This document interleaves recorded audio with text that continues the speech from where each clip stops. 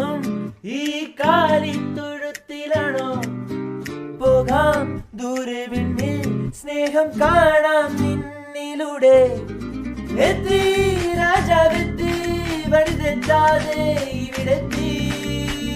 കിട്ടി ഒടുവിൽ കിട്ടി ഉണ്ണീശോയെ ലോകത്താൽ. മാനവർക്കായൊരു താരകമായി, മാനവർക്കായൊരു രക്ഷകനായി കാലിത്തൊഴുത്തിൽ പിറന്നൊരുണ്ണി, പാപങ്ങൾ മായ്ക്കുവാൻ വന്നൊരുണ്ണി.